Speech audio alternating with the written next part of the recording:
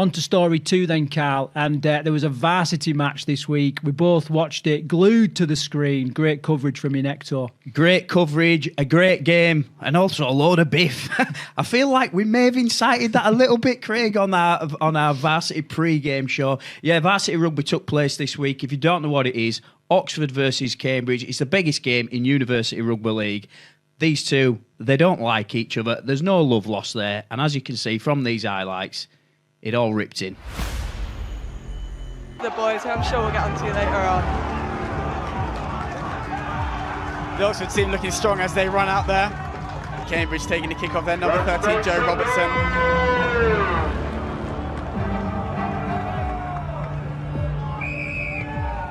Oh, a lovely long kick from Cambridge. Can Oxford take it? They can. And that is a thunderous welcome committee from the Cambridge defence for Jacques Barkley, the Oxford prop.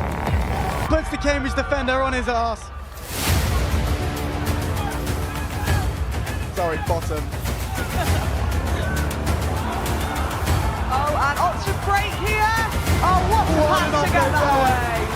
And it's the man who was yellow carded, who would jump through the post, and Oxford would go 4-0 up. And in the Derby Day match a few weeks ago was not ideal. However, that one was safe. Tom Foolery played the ball there, but Seems to get Oxford down here. yeah, and that gets the Cambridge crowd. That gets the Cambridge crowd going, and we've got Disney comes again. Oh, and again, the passion. This is wonderful to see. Oh, just There's see beers drinks being and thrown from the Cambridge crowd. Oh my word. Archie Taylor there, sure. Who that is? Looks like Ben Horsell, the Oxford left winger. He's been shown yellow. See which player being set off. Yeah, so the score at half-time sits at 12-4 to Oxford. We will now hand you back over to Dave. So, is this one of the players? Nothing special about you. Run in from... Can they put more points on the board? Have to ask how long Enzo is left. Benedetti throws a long pass. Ball. Can Stonehenge get him down? Yeah, He Ben can. Horsell almost makes his way to the try line. Ben Aldridge to play the ball from dummy half, and he jumps over, and Oxford have put this game to bed. That is it in the 46th Rugby League Varsity Match. Oxford. And he still can shank that though, with miles wide, but he works there. He's got a grin on his face. Great. Oh, look at that. Oh my God! Oxford threatening around again. There it is. Watch that. Look at that. Drink it in. The Oxford boys run onto the pitch. That must be difficult for the Cambridge boys to watch. But for Oxford, it is glory. It is ecstasy. And that is game. Oxford 20, Cambridge 4. Thank you very much for listening. Thank you, Bethan. Thank you. Cambridge 4, Oxford taking the upset on away turf. Thanks. We're handing you back to Dave. Goodbye.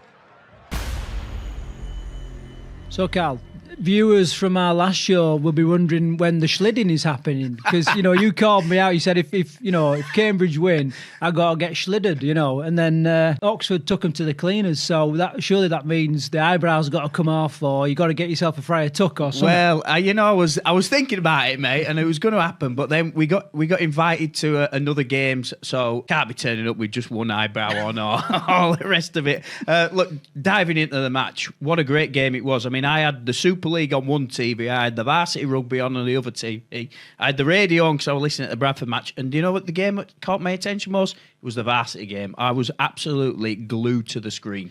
Yeah, and hats off to Inector Sports, because they did a cracking job with the coverage, and you compare it to some of the platforms that have been streaming games in perhaps League One, Championship and all that. I would say head and shoulders above. It was presented well. Commentators, all right, they weren't homegrown, born and bred rugby league fans, and perhaps they missed that depth of understanding for the game. But it was definitely great coverage.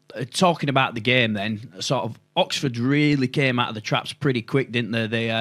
It was about they took a bit of a foothold of the game fairly early on. I think it was about 20 minutes in they got the first try. It overspilled into the crowd. They'd a fight. There was yellow cards early on. But I think Oxford controlled the game. I think their back line was a little bit superior to Cambridge's. It was a little bit quicker. And they just exploited it around the ruck as well, I thought.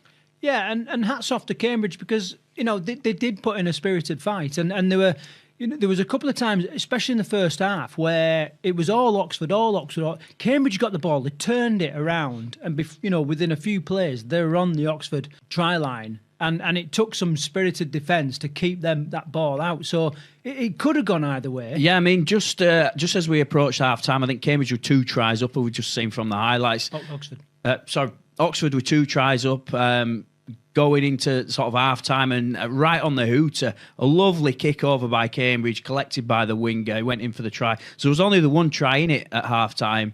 As the second half developed, though, I think Oxford were just a little bit too strong, a little bit too quick, and the game got away from Cambridge. Yeah, and that was a record-setting, or certainly in recent times, double. 2 wins. I forgot about that. Yeah. So predominantly for the last few years, whichever the home side has generally won this fixture. This was the first time in at least sort of 5 or 6 years that the away side has actually picked up the win. So yeah. Cambridge, you've got it all to do next year. No, I was in the comments for the whole game, and I was sort of chatting away at a new phrase that I've learned: shoe the tabs, right? Now I was like, someone kept typing in there, shoe the tabs. I was like, what the hell is this shoe the tabs? So I messaged the guy and I said, look, please just explain what it means. And apparently it's something. It's a way of booing the Cambridge team. Right, so whether it goes back to the boat race or whatever, I don't know. But I found myself typing shoe the tabs. And I was like, what the fuck am I doing? Apologies for swearing.